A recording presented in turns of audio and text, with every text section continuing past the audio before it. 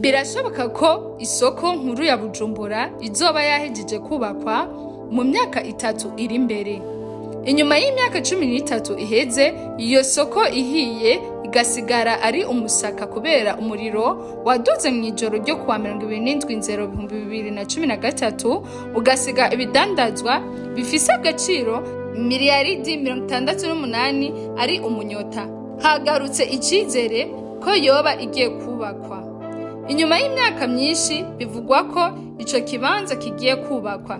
Leta y'u Burundi ifatikanije n'ishirahamwe Kwubaka Max basinye amasezerano y'imyaka 3 yo kubaka iyo nyubakwa ya kijambere nshasha izitwa Buja Plaza ahahoze isoko nkuru ya Bujumbura. Nk'uko vyemejwe n'inama shikiranganji yo kuwa 25 Ruhuhuma 2026.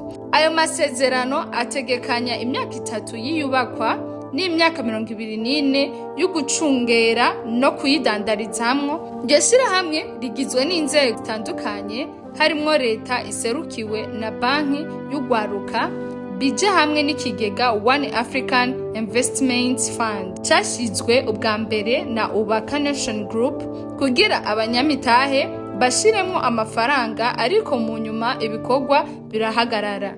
Tubibutse ko iyo soko izokubakwa ku miliyaridi 93 z'amarundi, aho imiliyaridi 15 zamaze gushigwa mu nteguro y'amafaranga leta izokoresha uyu mwaka.